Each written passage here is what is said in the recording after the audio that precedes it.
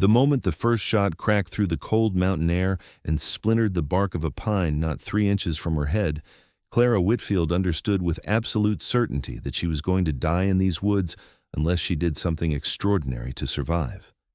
She ran. Her boots slammed against the frozen earth, her skirts catching on every low branch and bramble that the forest threw at her, her breath coming in ragged, panicked bursts that steamed white in the October chill. The pines of the Sierra Nevada rose tall and dark around her, their trunks like black columns in the failing afternoon light, their canopy so thick above that the sky was reduced to narrow ribbons of bruised purple between the boughs. She could hear them behind her, 3 of them, their horses crashing through the undergrowth on the lower slope where the trees thinned, their voices carrying cruel and sharp on the wind. "She cannot get far, Holt!" one of them shouted, and the name alone sent ice through Clara's veins, because Holt Decker was not the kind of man who gave up on a thing once he decided he wanted it. She had known that since the morning he had ridden into the mining camp at Rattlesnake Creek with his 2 associates and informed her father that the claim was no longer his. Her father, James Whitfield, a gentleman who had spent 15 years working that creek by hand and by faith, had refused to sign the paper Decker pushed across the camp table. Clara had watched the whole scene from the supply tent, had watched Decker's face go from patient to cold, to something worse than both of those things combined. She had watched her father crumple. She had run before Decker's man finished reloading, because running was the only thing that made sense in a world where everything else had suddenly stopped making sense entirely. That had been 3 hours ago, and the sun had moved a long way across the sky since then.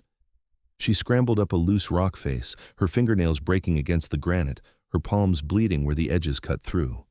The slope was steep here, steeper than anything she had climbed before, and the cold was beginning to work its way through her coat in earnest now, settling into her fingers and her ears with the quiet malice of a thing that did not need to hurry. It was 1876, and the Sierra Nevada in October was no place for a woman alone, and she knew it, and she ran anyway. A second shot rang out, louder this time, closer, and the bullet wanged off the rock face to her right and threw a chip of granite against her cheek. She felt the sting and the warmth of blood, and she did not stop. She pulled herself over the crest of the rock face and landed hard on her hands and knees on the far side, gasping.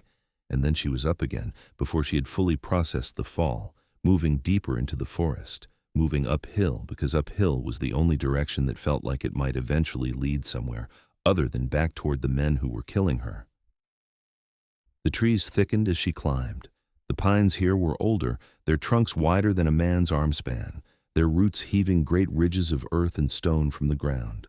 She wove between them, using their bulk to keep herself hidden, listening over the sound of her own breathing for the crash of pursuit.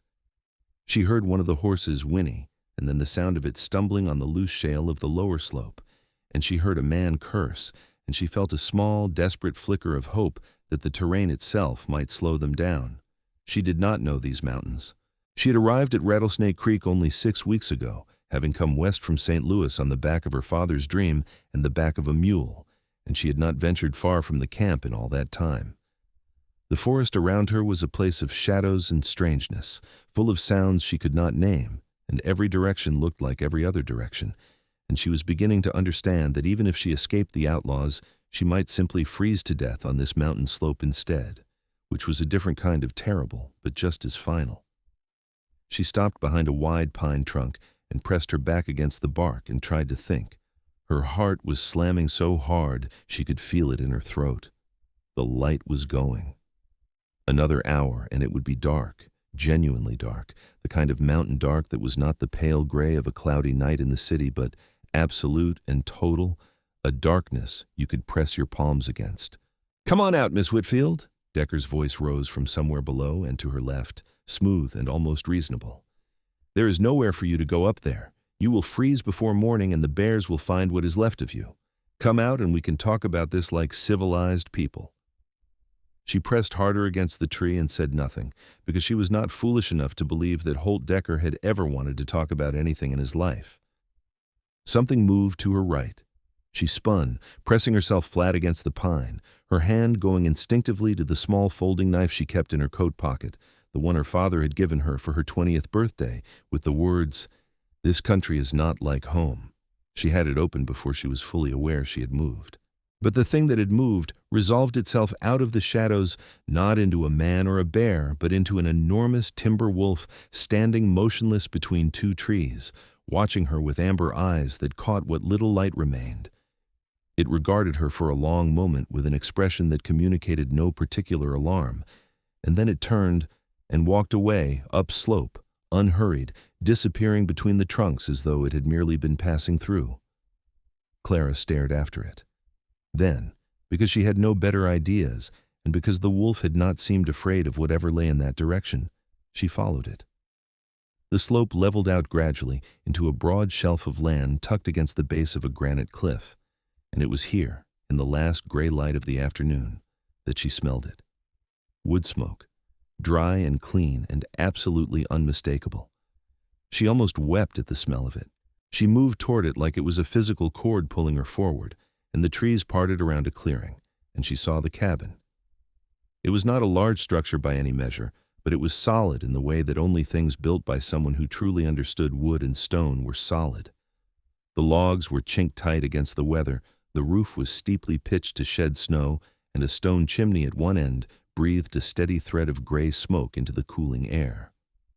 A lean-to barn stood to one side, and from within it came the soft sound of a horse moving in its stall. A rack of drying pelts was strung between two pines at the clearing's edge, beaver and fox and something larger. There was a woodpile, chest high against one wall of the cabin, stacked with the precision of a man who had survived enough winters to understand that the stack was not decorative. She crossed the clearing at a run and beat on the door with both fists. For a moment, nothing happened, and then she heard movement inside, heavy and deliberate, and then the door opened inward, and she got her first look at Eli Crane. He filled the doorframe the way a mountain fills a valley, completely and without apology.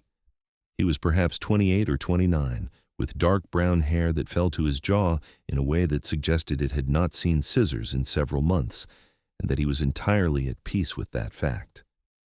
His shoulders were extraordinary, broad and thick with the kind of muscle that comes not from vanity, but from years of felling trees and hauling logs and wrestling the wilderness into habitable form. His arms below the rolled sleeves of his flannel shirt were corded and heavy, and his hands, one of which rested on the doorframe and one of which held the door, were the largest hands Clara had ever seen on a man. His jaw was dark with several days of beard, and his eyes, dark gray like the clouds that were beginning to stack up over the peaks to the west, were sharp and calm and completely unafraid of whatever they found on the other side of his door. He looked at her for a moment without speaking.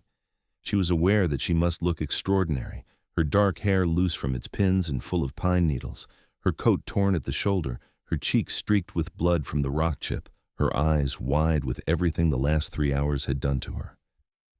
"There are men behind me," she said, and her voice was steadier than she had any right to expect. "3 of them.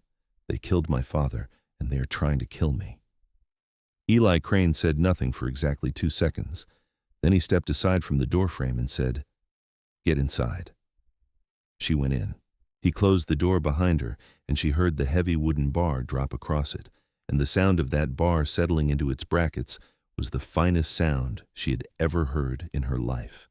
The inside of the cabin was one room, warm from the fire and smelling of pine resin and coffee and tanned leather. A table and 2 chairs sat near the hearth. A bunk was built into the far wall. There were shelves of carefully labeled tins and jars, coils of rope, a workbench with tools arranged in a precision that spoke of a man who knew the value of knowing where things were when you needed them in a hurry. A rifle hung above the fireplace, and a second one leaned against the wall beside the door, and a knife belt hung on a peg above it. Eli was already pulling on his coat, moving with the efficient quiet of a man who did not waste motion. "How far behind?" he asked. 10 minutes, maybe less. One of them is on horseback. The other 2 lost their mounts on the shale slope about half a mile down." He nodded, absorbing this without visible surprise. He took the knife belt from its peg and buckled it around his waist without looking at it, the way a man does with something he has put on every morning for years. He picked up the rifle from beside the door. "Sit down," he said. "Put something on that cut." There's clean cloth in the drawer under the workbench and water in the kettle on the hearth. You're going outside? He paused with his hand on the bar of the door and looked back at her, and there was something in the directness of his gaze that steadied her in a way she had not expected. I know this mountain, he said simply. They do not. Then he lifted the bar, eased the door open, and slipped out into the gathering dark as quietly as the wolf had moved through the trees, and Clara stood alone in the warm cabin and tried to remember how to breathe normally. She found the cloth and cleaned her cheek, watching the blood come away red on the white linen, pressing the cloth against the cut until the bleeding slowed. Her hands were shaking, and she was angry at them for it. She had not cried yet, and she was determined not to start now, because crying was something that could happen later when there was time for it, and when she had some sense of whether there was going to be a later. She thought about her father, and then she made herself stop thinking about him, because that was a grief the size of the whole mountain, and she could not carry it right now. She sat in one of the chairs by the fire and listened. She did not hear shots.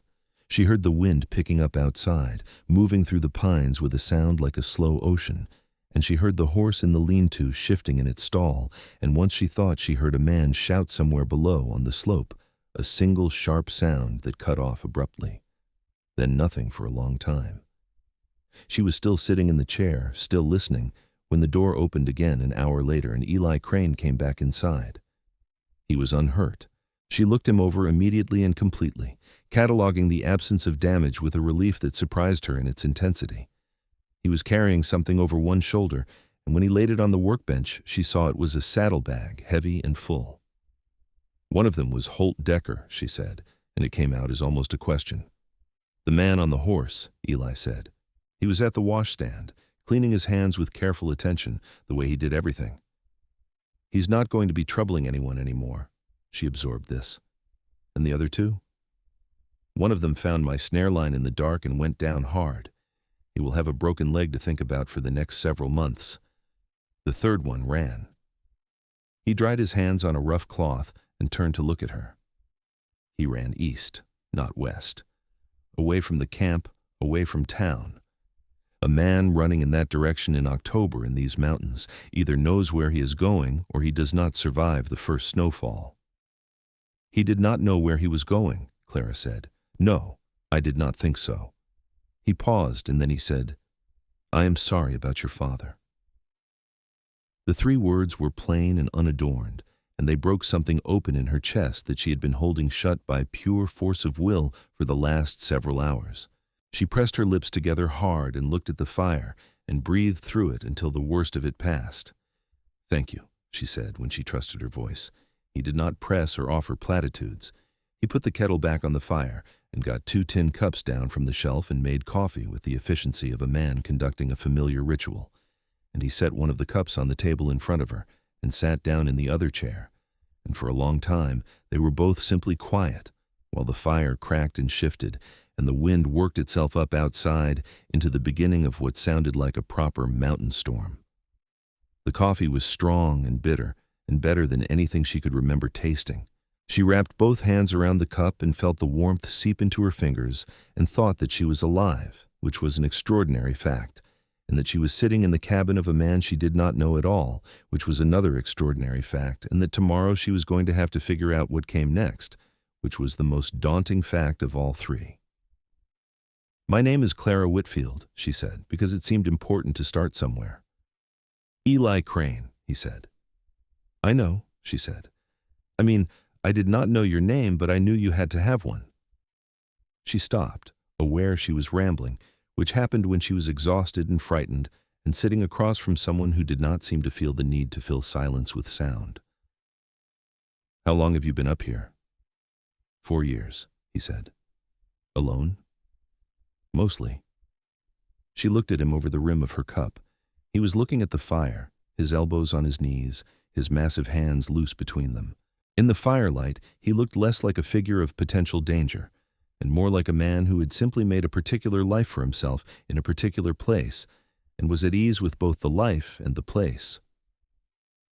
Will you tell me about the third man? She asked. The one who ran. Should I worry about him? Eli considered this for a moment with the same unhurried deliberation that seemed to characterize everything about him. He ran without his horse and without his pack.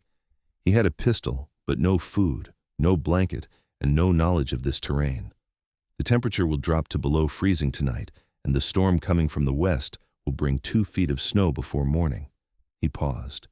No, I do not think you need to worry about him. Clara nodded slowly.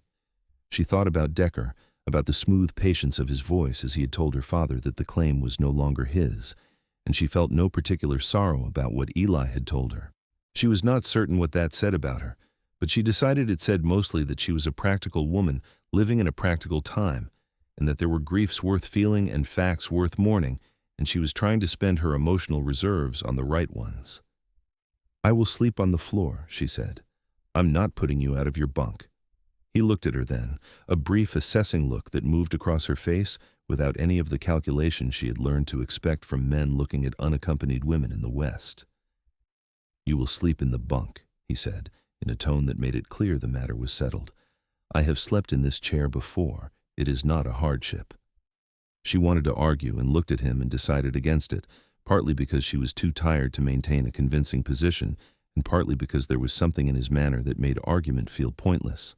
Not because he was the kind of man who shouted down opposition, but because he was the kind of man who simply did not require it.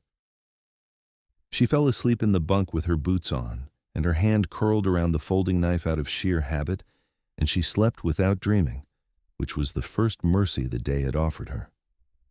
She woke to the sound of wind and the smell of frying bacon and the sight of 2 feet of snow filling every visible inch of the single window like a white curtain drawn across the world.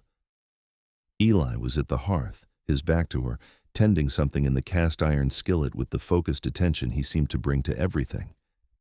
He had changed his shirt and brushed his hair back, and in the morning light pouring in between the boards above the door, he looked almost domestic, which was not a word she would have reached for first to describe him, but which was nevertheless what she found herself thinking. She sat up and pushed her hair out of her face and said, "Good morning." He looked over his shoulder. "Morning," he said. "Storm is sitting on the mountain. We are not going anywhere today." We.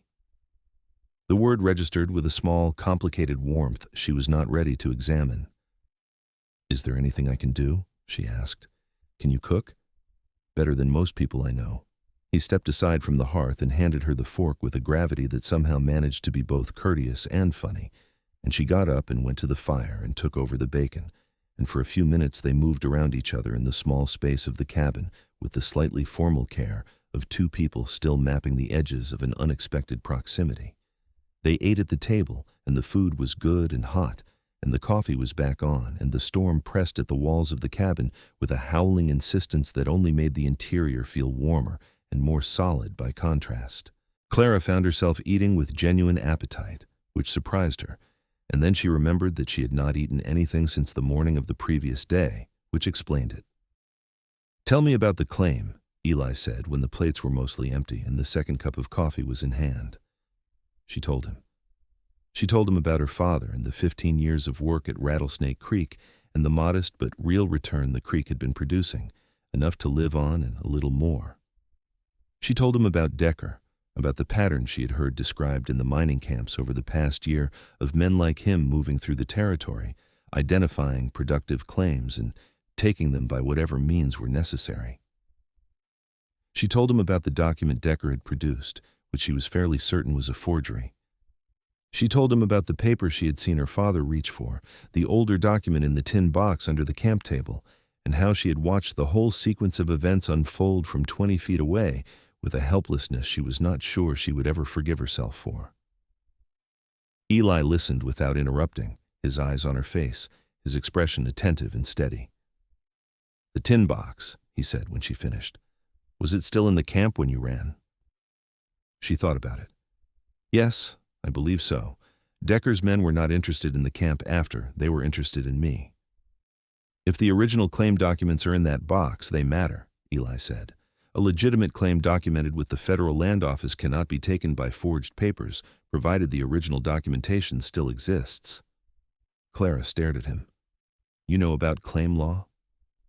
Something that might have been the precursor to a smile moved briefly across his features.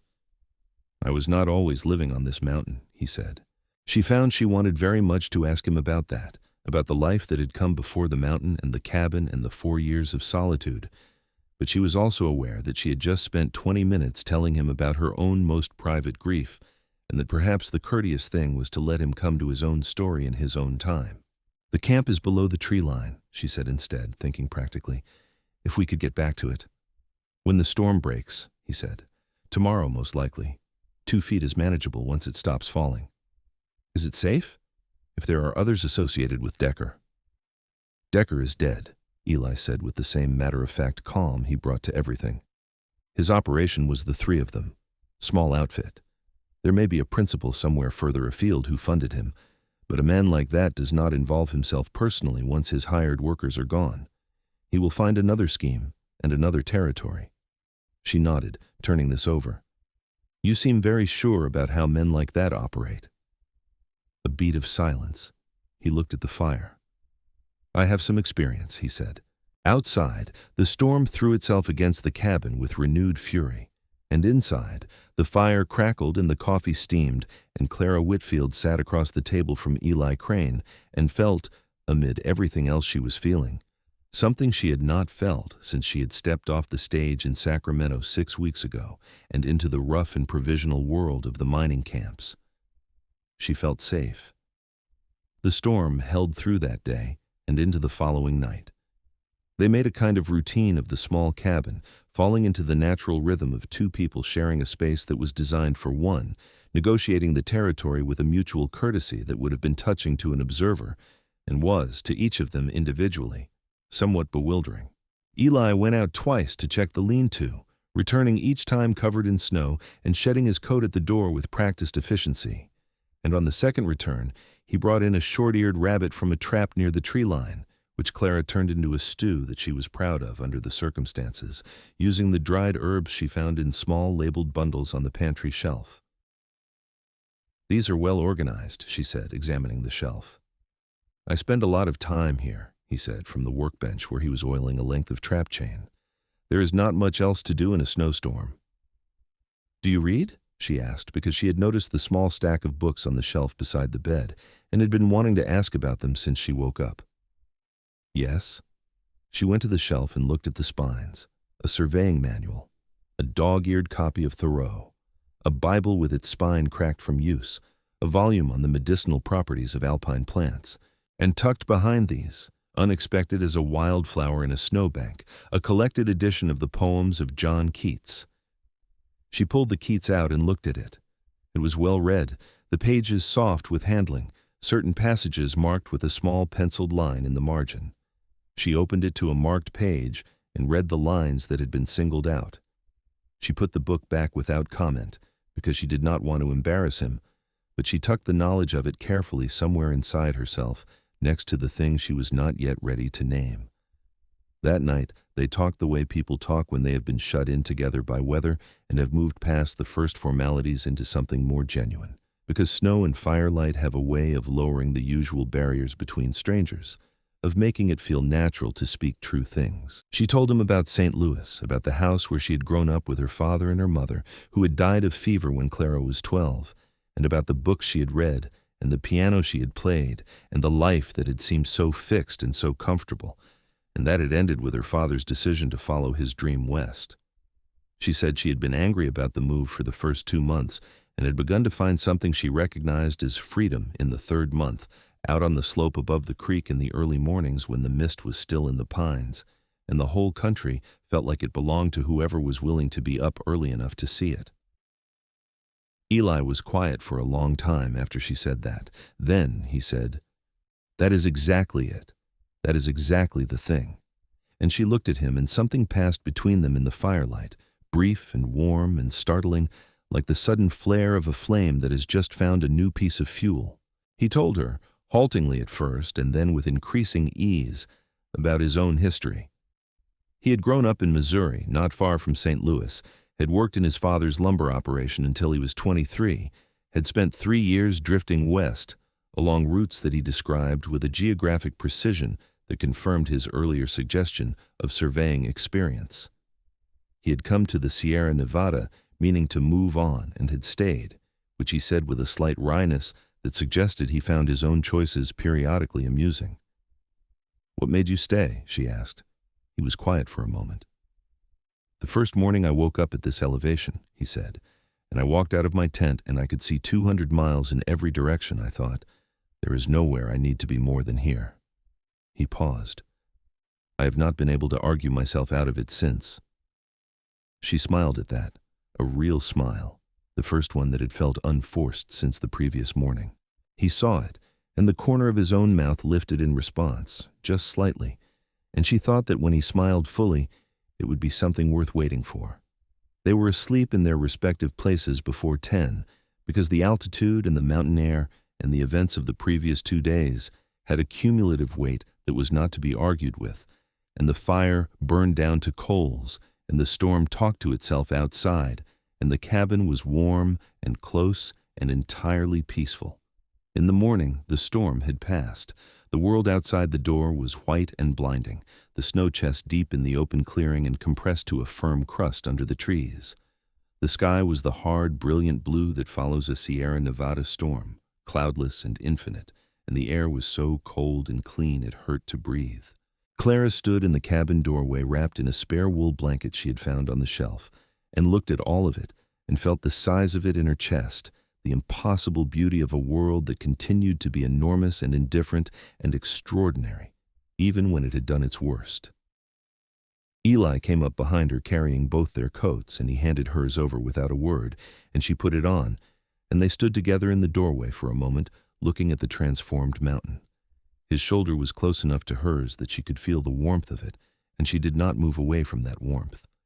They set out mid-morning, Eli on his horse, a big dark bay that he called Scout, and Clara walking, because he offered her the horse and she declined it, because she was not yet ready to be carried through the world, and she knew that being on her own 2 feet was the thing keeping the practical part of her mind in control over the grieving part.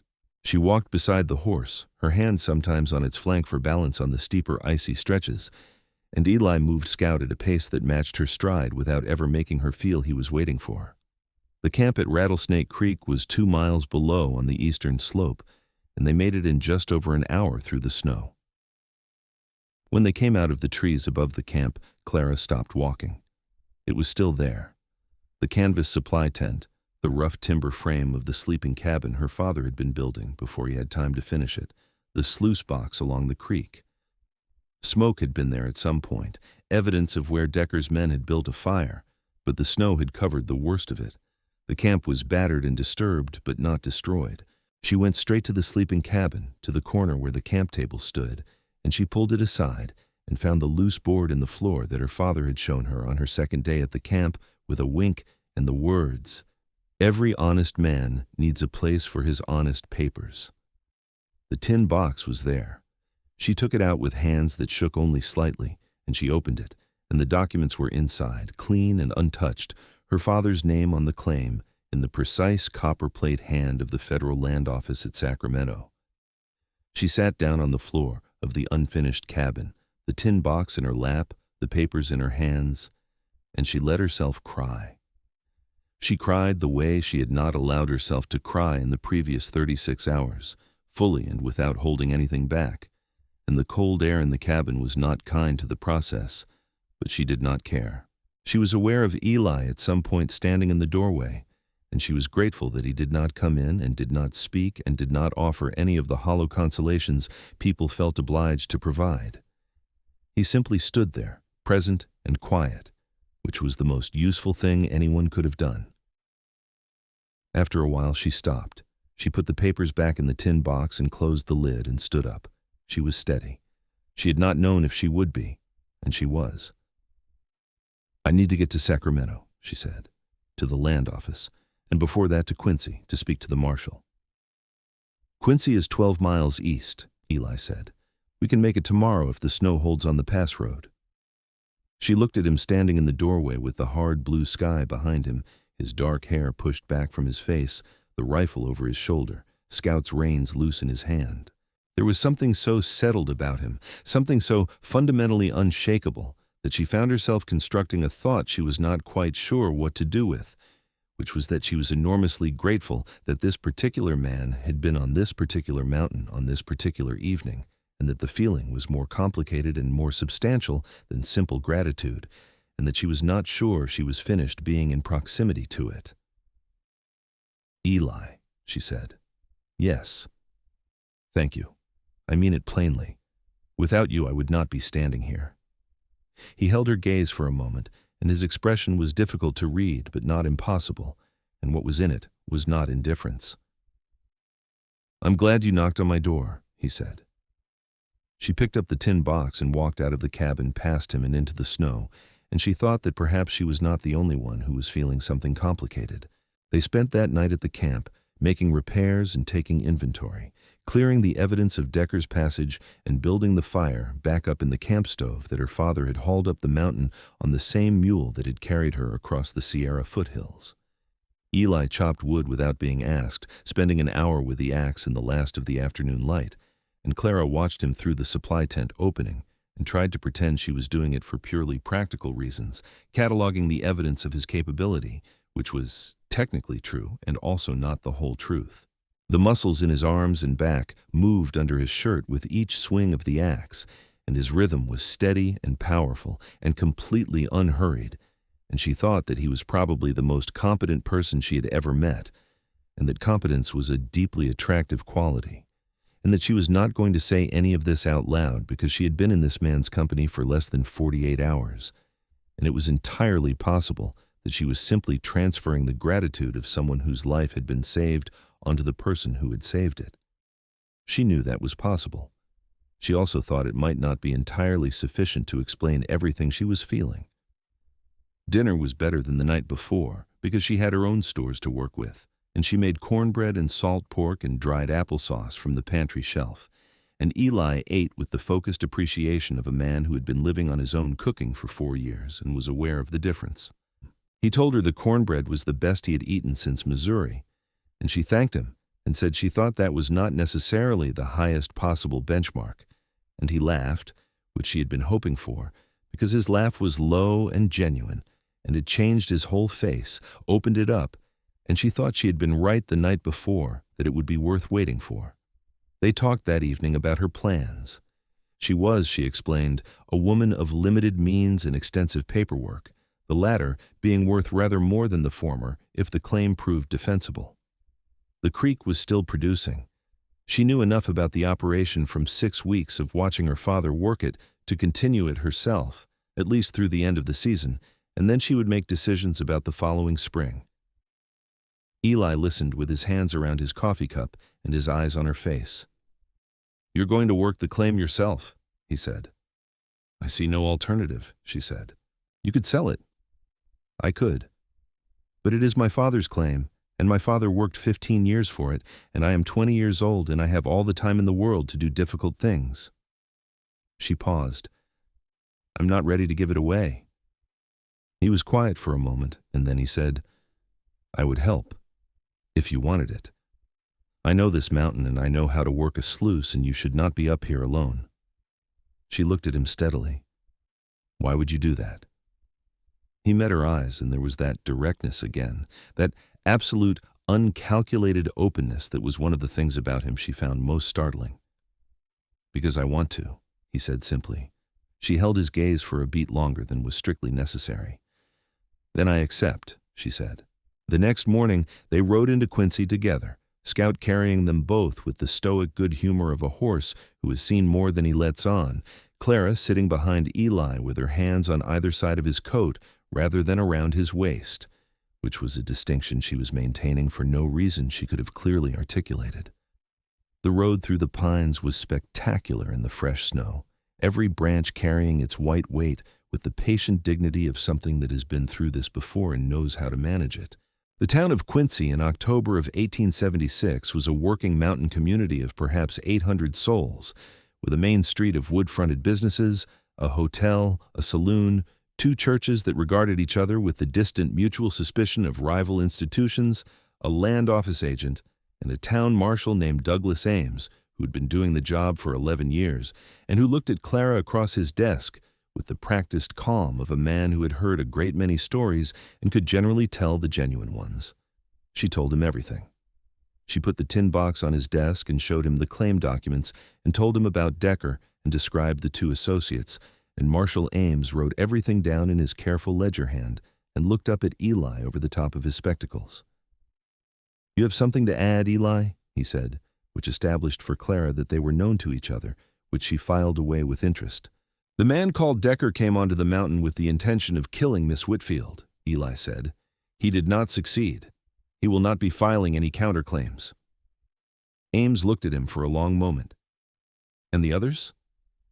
"One has a broken leg on the eastern slope, which he acquired through entirely accidental means involving a snare line that I had set legitimately on my own claim. The third ran east without provisions. I do not expect the mountain returned him." Ames wrote this down as well, with the same measured calm. "I will send a party to the eastern slope to recover the one with the broken leg," he said. "He can explain himself at trial." He looked at Clara. "Miss Whitfield, your claim is legitimate and documented, and I will make sure the relevant parties are notified.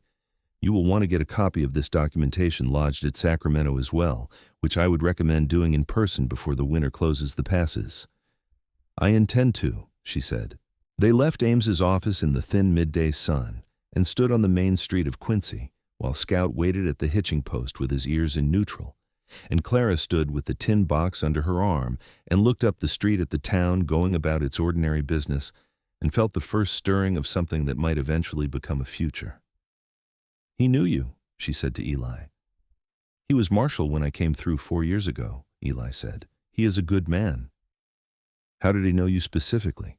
There must be a great many people passing through." A pause. "I did him a service once," Eli said. "I will tell you about it sometime." She accepted this. "I need to send a wire to Sacramento today and arrange to travel there before the week is out," she said. "And I need to find out what has been done with my father." She said the last part quietly, and it cost her something, but she said it. Eli put a hand on her arm, briefly and carefully, a single point of contact. "The undertaker's at the far end of the street," he said. "I will come with you." She nodded, and they walked down the street together, and she was aware of how they must appear to the people watching from storefronts and doorways, this tall, mountain-built man and the dark-haired woman in the torn coat with the tin box, and she found she did not mind at all how it appeared. Her father had been brought down from the camp by one of the other miners, a man named Pete Harlow, who had heard the shots and come to see what had happened, and who had done the decent and difficult thing by a man he had known for 6 weeks and brought him into town. Clara found Pete Harlow at the hotel later that afternoon and thanked him with everything she had, which was not as much as she would have liked, and Pete, who was a gray-bearded and kind man with a daughter of his own back in Virginia City, said there was nothing to thank him for, that it was simply what you did, and that her father had been a fine man, which was the most valuable thing he could have said to her. They stayed in Quincy 2 nights, Clara at the hotel and Eli at a boarding house where he was known, and during those 2 days she began to understand the shape of the person she was dealing with in a way that the intensity of their first meeting had not quite allowed. He helped her with the wiring to Sacramento without being asked and without taking over the process, standing at her shoulder while she composed the message and reading it when she offered it, and nodding and making one small, suggested revision that was genuinely better than her original phrasing. He helped her find the notary who could certify copies of the claim documents and waited outside with Scout and complete patience while she was inside for the better part of an hour. He appeared at the hotel just before dinner on the second evening with a new coat he had purchased at the dry goods store, brown wool and properly fitted, and he held it out to her without ceremony and said, "Yours is beyond repairing." She looked at him and then at the coat, and something warm moved through her chest that had nothing to do with the coat at all. She took it. She said thank you and meant it more than the words could carry, and he nodded and went away down the street, and she stood holding the coat and thought, with a clarity that was almost uncomfortable, that she was in serious danger of falling in love with Eli Crane. She thought about it carefully and honestly, the way she did most things, because she was her father's daughter, and her father had been a man who believed that honesty with yourself was the precondition for everything else being true. She examined what she felt and tried to account for the effect of extreme circumstances, of fear and gratitude and the particular warmth of being kept safe by someone unexpected.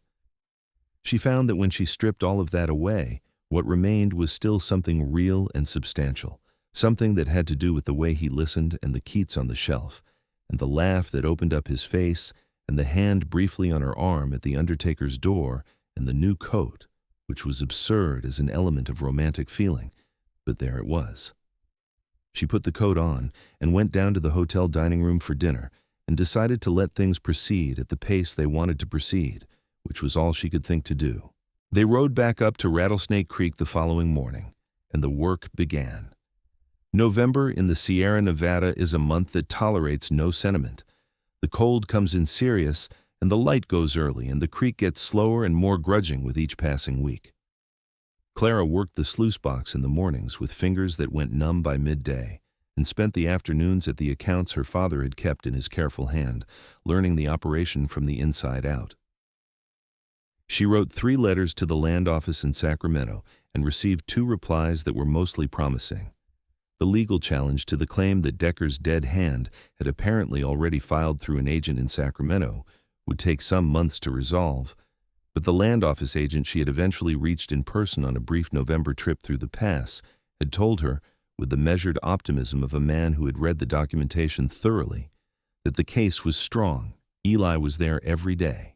He had moved back to his own cabin after the first week, which was the sensible thing, and he came down the slope each morning as the sun was still finding its feet above the eastern peaks, and he did whatever needed doing without being directed to it, because he had the rare quality of being able to see what needed doing and simply doing it. He fixed the sleeping cabin, finishing the walls and installing proper window shutters before the deep cold arrived. He reinforced the sluice box against the ice that would eventually stop the work entirely. He shot a mule deer in the second week of November, and they butchered it together over 2 days, working side by side at the camp table in the cold air, their breath mixing, their hands occasionally brushing, a practical intimacy developing between them that was something more than friendship, and both of them knew it, and neither of them had yet named it. In the evenings, on the days she spent at his cabin, or on the days he lingered at the camp past sunset, they talked. They talked the way she had not talked to anyone since she was 16 and had a friend in St. Louis named Margaret who read books and held opinions and did not require agreement to feel respected.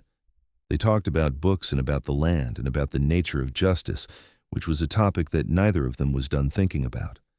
They talked about the future, tentatively, in the way people talk about a future they can see the edges of but have not yet agreed to enter together.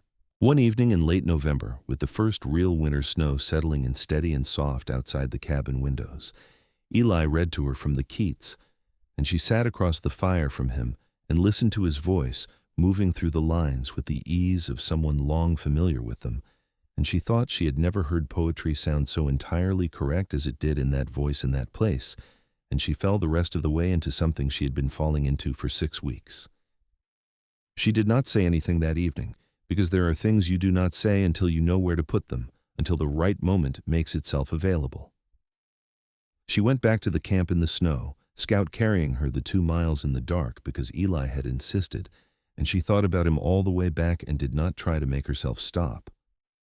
December arrived with a cold that was serious, in a way October's cold had not been, a cold that meant business, that filled every gap and settled into every corner and made the walls of even a well-built cabin feel thin and provisional. The creek froze solid in the first week of December, which ended the mining season with finality. Clara transferred her operations almost entirely to the camp cabin, which was now warm and tight, and she spent her days at the accounts and at the correspondence with Sacramento and at the small domestic arts of a woman making a real dwelling out of a rough camp, because she had decided it quietly and without announcement sometime in November, that she was not going back to St. Louis. Eli came every day without exception. The distance between what they were to each other and what they had not yet said was becoming, as December deepened, a slightly absurd thing, visible to both of them and apparently source of a shared private amusement. He would hand her something across the table, a cup or a document or a tool, and their hands would touch and his eyes would find hers, and there would be a moment that stretched just a beat too long to be ordinary, and neither of them would say the thing, and they would both be slightly more aware of having not said it. It was on a cold, clear afternoon just past the middle of December, a day when the sky had the particular blue of high winter, and the snow on the pines sparkled with a ferocity that made the whole mountain look made of diamonds, that it finally broke open between them. They were walking along the creek, which was necessary to nothing practical, because the creek was frozen and the sluice box was put away for the season and there was no work to be done along it. They were walking along it because she had said it was beautiful in the snow and he had agreed, and they had ended up outside and walking, which sometimes happened between two people for reasons that have nothing to do with the destination. He stopped suddenly, which made her stop, and she looked at him and he was looking at her with an expression she had not seen on his face before, or rather she had seen pieces of it at various moments over the last 6 weeks, but never the whole thing at once, and the whole thing was overwhelming in its directness. "Clara," he said. "Yes," she said, which was not an answer to a question he had asked, but was perhaps an answer to the one he was about to. "I've been trying to find the right way to say something to you for longer than I'm comfortable admitting," he said. His voice was as steady as always, but there was something in it that was not quite steady, a slight roughness at the edges that she found desperately endearing. "I'm not a man who finds this kind of thing easy." "I know," she said, "but I think if I do not say it soon I will regret it for the rest of my life, which is a thing I am not willing to do." He looked at her with those dark gray eyes that she had been looking into for 6 weeks and had not grown tired of or accustomed to. "I am in love with you," he said. "I have been for some time, and I'm not interested in pretending I'm not." The cold air was very quiet. The snow in the pines held its breath. Clara looked at him for a long moment and felt everything she had been feeling for 6 weeks move through her at once, a warm, rushing tide of it, and she said, "I know that too." And then she stepped forward and stood on her toes and kissed him. It was cold, and it was perfect, and he kissed her back with the same deliberate certainty that he brought to everything, his hands cupping her face with a gentleness that was extraordinary in hands that large, and the creek was frozen solid beneath the ice, and the mountain was enormous and entirely indifferent around them, and Clara Whitfield had never been more thoroughly and completely alive in her entire life. When they separated, she was warm all the way through, in spite of the December air, and he was looking at her with that opened-up version of his face, the one that happened when he smiled or laughed or felt something he could not keep out of his eyes, and it was the best thing she had ever seen. "I've been in love with you since you knocked on my door," he said, and the words were honest and unhurried and entirely without performance. "I have been in love with you since I found the Keats," she said, and he laughed, the real laugh, the one that changed everything, and they walked back to the cabin in the winter light with their hands together and the whole long mountain winter ahead of them. January and February passed in the way that Sierra Nevada winters pass, which is to say, immovably and magnificently, the snow piling to heights that made the cabin feel like a small, warm island in a white world. They were together almost every day, moving between the two cabins as the work and weather dictated, and the understanding between them deepened with the winter into something that had the quality of bedrock, something that had been tested by cold and difficulty and found to be genuinely solid. There were evenings of reading aloud and evenings of talking until the fire burned too low and they were too warm and comfortable to get up and add wood. There were mornings when she arrived at his cabin to find breakfast already on and the table set, and afternoons when he appeared at her cabin door with a piece of work finished that she had been meaning to get to, and long stretches of contented quiet in which they occupied the same space with the ease of two people who had discovered that being together required no effort at all. He told her about Missouri eventually, about his father's lumber company, and the dispute with a business partner that had ended in violence, and a death that was not Eli's fault, but that had touched him permanently, that had made him need to put a great deal of distance between himself and the world where things like that happened. He told her this plainly, without self-pity, the way he told everything, but she could hear what it had cost him, and she held it accordingly. She told him about the piano she missed, and about her mother, and about the books she had read before she came west that had made her half expect the frontier to be romantic, and the rest of it that had made her expect it to be brutal, and how it had turned out to be both of those things in proportions that shifted constantly, and how she had not expected it to be this beautiful. "It is the most beautiful place I have ever seen," she said one morning in February, standing at the cabin window watching the snow fall on the pines. "I used to think people who said things like that about a place were romanticizing. I do not think that anymore." He was behind her, close, his hand resting on her shoulder. "No," he said, "you cannot romanticize this." In March, the first spring light arrived, and with it the first thaw, and with the thaw came a letter from Sacramento. The land office had ruled on the claim challenge. The ruling was in her favor. The original documentation predated any filing that Decker's agent had made by 11 years, and the challenge was dismissed with prejudice. The Whitfield claim at Rattlesnake Creek was legally and indisputably hers. She read the letter 3 times, alone in the cabin in the March morning light, and then she went up the slope to Eli's cabin and knocked on his door. And when he opened it, she held the letter out to him and said, "It is done." He read it. He looked up. And his face, that remarkable face that she had been studying for 5 months, was everything she could have wanted it to be, proud and warm and entirely, unreservedly glad for her. "Your father would be pleased," he said. She had not cried about her father in a long time, not because the grief was gone, but because it had changed its texture, had moved from the acute to the permanent, the way real losses do. She let herself feel it for a moment, quietly. "Yes," she said. He would. The spring came on properly in April, the creek running high and clear with snowmelt, the sluice box back in operation, the pines releasing their snow load and brightening with new growth at their tips. The mountain in spring was a different creature from the mountain in winter, louder and wilder and more alive, and Clara found herself falling in love with it all over again in its new season, which was something she suspected would happen every year. Eli had begun helping her with the claim work in earnest, bringing to it the same competent attention he brought to everything, and under 2 sets of hands, the operation was more efficient than it had been even when her father was at its best. The creek was yielding well, better than the previous season by her father's accounts, and by the end of April, she had enough laid by to feel genuinely secure, which was a feeling she had not been sure she would get to have again. One evening in late April, when the air smelled of wet pine and the creek was singing its full spring voice, and the last of the snow was retreating up the north faces of the peaks, Eli sat across the campfire from her and said, with a directness that was his particular gift, and that she had never stopped finding remarkable, "I want to ask you to marry me." She looked at him and thought about how she had knocked on a stranger's door in the dark, fleeing men who wanted to kill her, and how the stranger had had Keats on his shelf and had walked into the dark forest without hesitation, and had made her coffee without asking, and had stood at the undertaker's door without speaking, because he understood that presence was more useful than words. She thought about 5 months of winter and the way she felt when he laughed and the way he looked at her as though she was something worth looking at completely. "That's not quite a question," she said.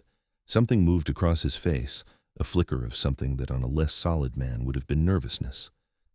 "Clara," he said, "will you marry me?" "Yes," she said, without hesitation, and she meant it with everything she had. He produced from his coat pocket a ring that she suspected he had been carrying for some time, simple gold with a small garnet stone, and he put it on her finger with those large, careful hands, and she looked at it in the firelight, and then she looked at him, and she thought that the rest of her life was going to be very good. They were married in June at the church in Quincy by the minister of the larger of the 2 congregations, who was a practical man and did not ask many questions about how they had met, because in his experience the frontier produced circumstances that did not always conform to convention, and it was not his business to police the unconventional when the result standing in front of him was clearly right. Pete Harlow came down from his claim to witness, because he was the person in Clara's life who understood what it had cost her to get to this morning, and Marshall Ames stood up with Eli, which explained and completed the understanding between the 2 men that Clara had been curious about since November.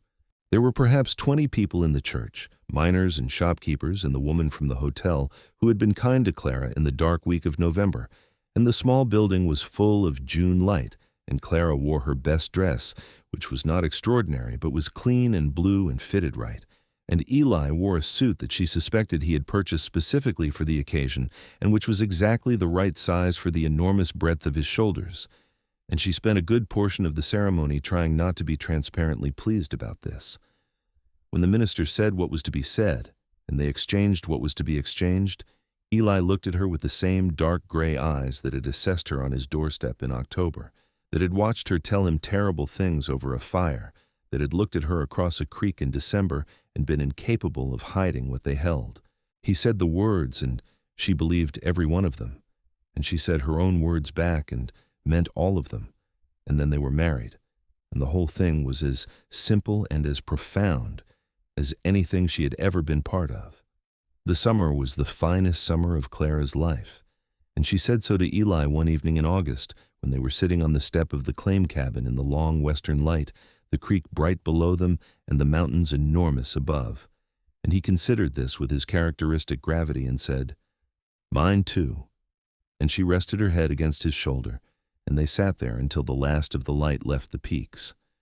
She worked the claim through the summer, and he worked it with her, and they were good at it together, which was both practical and somehow deeply satisfying, the evidence that a partnership worked in every dimension it was tested in. By the end of September, the season's yield was better than any single year in her father's accounts, and she sat with the ledger in the September evening and felt the strange compound of grief and gratitude that had become the particular texture of her relationship with the inheritance her father had left her. Eli came up behind her and looked over her shoulder at the numbers and put his hands on her shoulders, and she leaned back into him, and he bent and pressed his lips to the top of her head, and she thought that this, precisely this, was what it meant to be home. The news, when it came in late October, came in the particular way of news that changes everything, and that you have been half expecting and half afraid to expect. She was certain of it before she said anything, and she waited until the evening when they were both at his cabin, which had become their cabin in the summer, with a naturalness that had required no negotiation, sitting by the fire with the October wind outside and the coffee on. "I need to tell you something," she said. He looked at her. He had always been able to read her from the very beginning, some quality of attention that made him unusually accurate about what she was feeling. His expression shifted into something careful and open. "We are going to have a baby," she said. The silence that followed was not the silence of uncertainty. It was the silence of something so large that it required a moment to enter properly. Eli sat with the information, and she watched him take it in, watched the careful exterior do the thing it always did when something moved him deeply, which was become very still while everything inside it shifted. Then he reached across the space between them and took both her hands in his, and his hands were warm and large and entirely steady. And he looked at her with everything he had and said, "Clara." That was all he said, just her name. But the way he said it was a whole declaration, was everything she could have needed to hear. And she felt the tears come and let them, because this was one of the right times. He pulled her close and held her, and the fire cracked and the wind talked outside, and the mountains were enormous and indifferent and beautiful around them, and inside the cabin it was warm and entirely right. The winter that followed was the gentlest she could have asked for. He was attentive without being overwhelming, present without being suffocating, which was entirely consistent with everything she knew about him. He made sure the wood was stacked well above what she thought was necessary, and she let him, because she understood that this was the language he used for the things he could not quite say in words. He made sure the cabin was as tight as it could be made against the cold. He brought her the things she craved when she craved them, which in the early months were specific and sometimes eccentric, without comment or expression of surprise. She told him in November about the books she wanted for the baby, and he went to Sacramento in December, the last good traveling weather before the real winter shut the passes, and he came back with more books than she had expected, a small stack of them tied up in paper and string, which he put on the table without ceremony. She looked at the titles and looked at him, and found she had nothing adequate to say, and said, "Thank you." And he nodded as though it were nothing, which was how he received thanks for the things that were the most. The baby came in April, the same month the creek began its spring singing, the same month the mountains shook off their white and began to show green. He was a boy. He arrived in the way that most arrivals arrive, which is to say with a great deal of drama and exertion, And then a sudden shocking quiet that was nothing at all like the quiet before, a better and more complete kind of quiet, the quiet of something accomplished. Eli held his son with the same care with which he held everything he valued, which was to say, very carefully and very steadily. And Clara watched his face while he did it, and thought that if she lived to be very old, she would remember this exact moment with absolute clarity. The baby, who had a great deal of dark hair already and had arrived clearly intending to make himself known, looked up at his father with the unfocused ancient gaze of the newly arrived, and Eli looked back at him with an expression of complete and unhurried wonder. "What do we call him?" Clara asked from where she lay, comfortable now in the aftermath of everything, watching them. "James," Eli said without hesitation, and the name fell into the room as though it had always been waiting there. James. Her father's name. She closed her eyes briefly against the sting of it and nodded. "James," she agreed.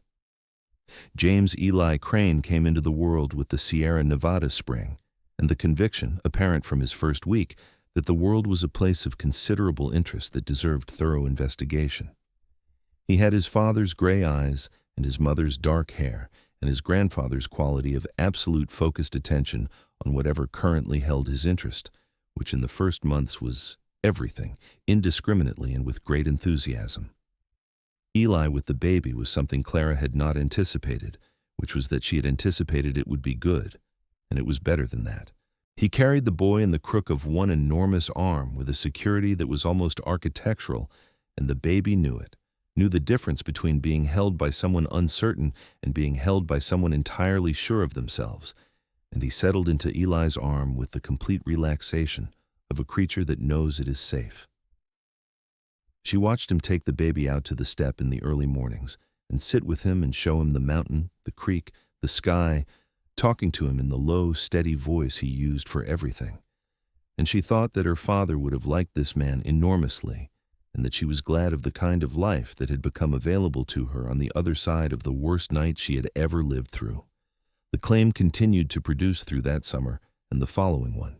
The legal matter in Sacramento was fully resolved, the challenge dismissed and the documentation lodged in the permanent record, and the Whitfield claim at Rattlesnake Creek passed formally into the name of Clara Crane, which felt entirely right, even as she kept her father's name attached to it in the camp's informal designation, which everyone who knew the history of it understood. In the second summer, they built a better cabin, larger and more permanent, with proper windows and 2 rooms and a stone fireplace that Eli designed and built over the course of 6 weeks, with the obsessive exactness of a man who understood that a fireplace was not something you wanted to get wrong. He built a proper barn for Scout and the 2 mules they had acquired. He built a stable, and later, when James was old enough to be interested in them, a small pen for the 2 goats that Clara had decided were a practical investment, and that turned out to be characters of the first order. They merged the 2 properties, his mountain claim and hers at the creek, which the land office handled with less difficulty than expected, and the result was a piece of land that ran from the tree line to the creek and from the eastern ridge to the western rock face, substantial and varied, and entirely theirs. Marshal Ames came up from Quincy in the late summer of 1878 to finalize some documentation and stayed for dinner and told them, over coffee and the apple cake Clara had made from dried apples and whatever she could manage by way of frontier approximation, that the territory was changing, that more families were moving into the mountains, that the rough and provisional character of the earlier years was settling into something more like establishment. Clara listened to this and thought about what it meant, about the mountain before she had come to it and the mountain now, about the balance between wildness and settlement that she had come to think about a great deal in her time at altitude. She did not think the mountain could ever really be settled. It was too large and too indifferent and too thoroughly itself. But she thought that what she and Eli had made on it, this small particular human thing in the middle of all that immensity, was not an imposition on the mountain, but a part of it. The way the wolf she had followed through the trees on the first night was a part of it. The way the creek was a part of it, each thing its own nature in its own place. Pete Harlow retired from his claim in 1879 and came to say goodbye on his way east, and Clara fed him the best meal she could make, and they talked for a long evening about her father and about the mountains and about the general unexpected quality of the life they had each made. And when Pete left the next morning, she stood at the cabin door and watched him ride down the slope and felt the particular bittersweetness of watching a connection to her early Western life go with him. But it was bearable because it was also full of good memory and good meaning.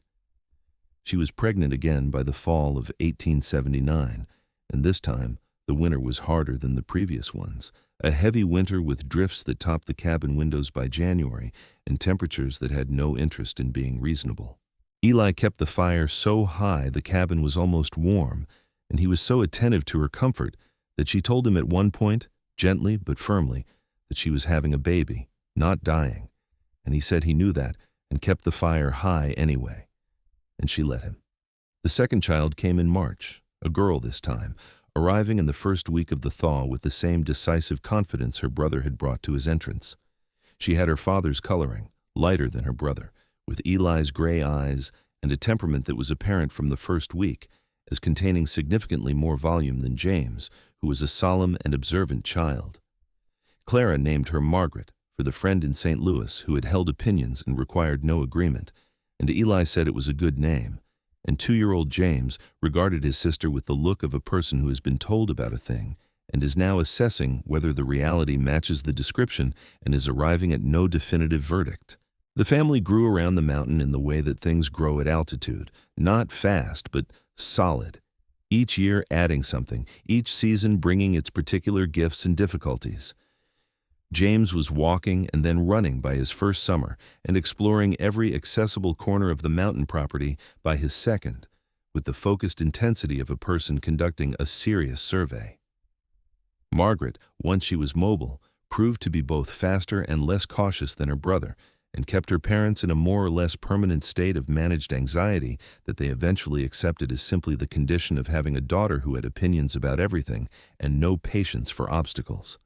Eli taught James to set a snare line before the boy was 5, kneeling beside him in the snow on the upper slope with the patience of a man who had all the time in the world, and James crouched there with his small, serious face and his father's exact quality of full attention and learned. And Clara watched from the cabin window and felt something she had no adequate word for, the feeling of watching the right things being passed forward to the right person. She taught them both to read from the cabin's growing collection of books, which had expanded considerably from the original handful on the shelf, and she taught them to do their sums and to write a proper letter. And when James at 7 asked her where cities were and what they looked like, she told him about St. Louis with sufficient detail that his eyes went wide, and then she told him that there was room in the world for cities and mountains both, and that a person was allowed to love the mountain and still be curious about cities. "Would you want to go back?" Eli asked her that evening when the children were asleep and the fire was low. She considered the question honestly, the way she considered most things. "To visit, perhaps someday," she said. "To stay? No." She looked at him across the hearth. "This is my place." He held her gaze for a moment, and then he said, "Mine too," the same words he had used on the step in August 3 years before, and the continuity of them was a kind of pleasure. The decade turned. The 1880s came to the Sierra Nevada with the same grandeur and indifference the mountains brought to every decade, the seasons cycling through their full amplitude, while the small human community of Rattlesnake Creek continued its modest but genuine life. Clara sent the children down to the school in Quincy for the school terms when they were old enough, which meant the cabin was quieter for weeks at a time, which she found she did not like as much as she had anticipated. The silence was a different quality without James's careful footstep and Margaret's running commentary on the state of the world. Eli felt it too. She could tell by the way he found extra tasks to do in the cabin during the school terms. Filling the silence with productivity in the way that she had come to understand was his particular response to any form of absence. She loved him for it. She loved him for the 10,000 things that had accreted over the years into a complete and specific person. This man who had been reading Keats alone on a mountain when she knocked on his door, and who had walked into the dark without hesitation, and who held their babies in the crook of his arm like something precious, and who laughed infrequently but genuinely, and who still, in the morning light, was the most physically impressive person she had ever seen. His dark hair longer now and touched at the temples with gray. His body still that of a man who worked with it every day, the muscle in his arms and shoulders as solid as the first time she had seen him fill a doorframe. He was beautiful, and he was kind, and he was hers. And she told him so one evening in the summer when the children were back and the cabin was full of their noise, and she caught a moment of quiet on the step, and she said it plainly, the way he had always said plain things to her. He looked at her with that expression, the open one, the one she had first fully seen on a frozen creek in December of 1876, and he said, "I know, and you are mine." The claim at Rattlesnake Creek ran well for 15 years before the creek's production fell to a level where it made more economic sense to transition than to continue, which was a fact that Clara accepted with the practical clear-headedness she had developed at altitude. By then, the family's financial position was stable enough that the end of the mining operation was not a crisis, but a transition, an opportunity to shift the land's use toward the timber and the cattle and the small-scale farming that the mountain property could sustain. Eli managed the timber with the expertise of a man who had grown up in a lumber family and who had spent 15 years developing his own understanding of how a forest could be worked without being destroyed, which was a distinction he made explicitly and enforced personally, because he cared about the mountain with a passion that was not abstract but entirely specific and ongoing. The children grew.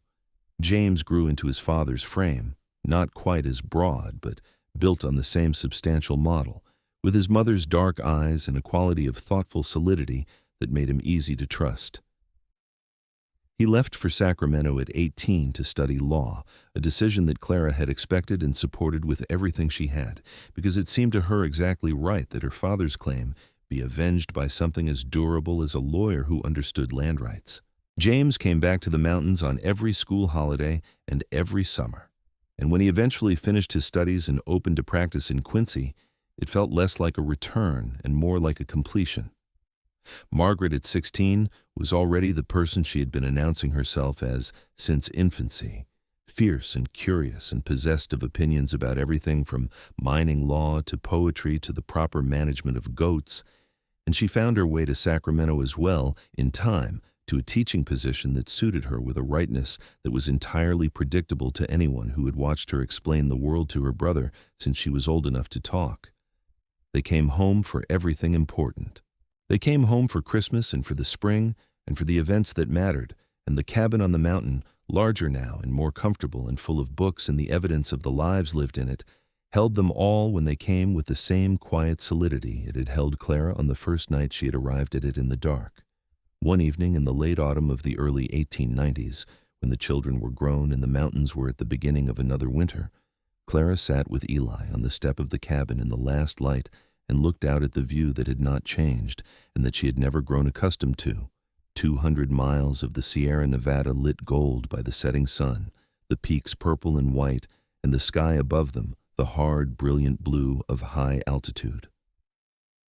She thought about the night she had run through the pine forest, with men behind her and a dead father behind her, and no idea what lay ahead. She thought about the wolf and where it had led her, and about the doorframe full of a man she had not known, and the fire inside, and the coffee in the bar dropping across the door. She thought about the creek and the cabin and the Keats on the shelf, and the December afternoon by the frozen water and everything that had come after. She thought about 2 children and a decade of mornings at this elevation, and a man beside her who had not changed in the essential things and who had changed in all the ways that time changes a person, and who was, 15 years on, still the best thing that had ever happened to her. "What are you thinking?" Eli asked. She turned to look at him. He was watching her with the same attention he had always watched her with, the same quality of thorough interest that had characterized the way he looked at her from the first morning she had woken up in his cabin. His hair was silver at the temples, and his face had weathered into something even more interesting than it had been young, the lines of it deeper and more legible, and he was still, to her entirely biased and absolutely sincere estimation, the most impressive person she had ever seen. "I am thinking," she said, "about knocking on your door." He was quiet for a moment. The mountain light was doing extraordinary things to the peaks. "I heard you running across the clearing," he said. Before you knocked, I was already at the door." She looked at him. "You never told me that." "I did not think it was the most important part of the story," he said. She looked out at the mountains, at the light going gold to rose to purple, at the sky deepening toward the first stars. "What is the most important part?" she asked. "That you came in," he said simply. She leaned against his shoulder, his massive, solid, unchanging shoulder, and felt the mountain cold beginning at the edges and the warmth of him at the center. And she thought that, yes, that was the most important part, that she had come in, and that everything else had followed from that. All the hard and beautiful things, all the grief and the recovery and the love that had been so unexpected and so right, all the mornings at altitude with the world laid out below and the man beside her who had walked into the dark without being asked. The stars were coming out, the Sierra Nevada stars that were not like any other stars she had ever seen, high and cold and enormous, the whole bright wheel of the Milky Way turning above the mountains as it had been turning before there was anyone on the mountain to see it, and as it would continue turning long after, indifferent and magnificent and absolutely beautiful. "I am glad I came in," she said. He put his arm around her, heavy and warm, and held her against his side the way he had held her 1,000 times and with the same unhurried certainty, and he said, "So am I." They sat on the step until the cold drove them inside. And inside, the fire was going, and the coffee was hot, and the books were on their shelves, and the life they had built together was in every corner of the cabin, quiet and solid and entirely complete. Outside, the mountain was the mountain, enormous and unchanging, carrying its snowfall and its forests and its creeks and its wolves and its sky, holding the small warm lamp of the cabin in its fold the way it held everything, with absolute indifference and absolute impartiality, offering nothing and refusing nothing, simply being what it was, which was everything that was needed and more. And inside, Clara Crane put another log on the fire and turned to find her husband watching her with the expression that had been her favorite thing for 15 years. And she thought that she had been brought to this mountain by grief and chance and a wolf walking through the trees, and that she would not have had it any other way, and that the world was full of terrible things and extraordinary things, and that sometimes, if you were very lucky and very willing, the extraordinary things had a way of finding you in the dark and keeping the door open.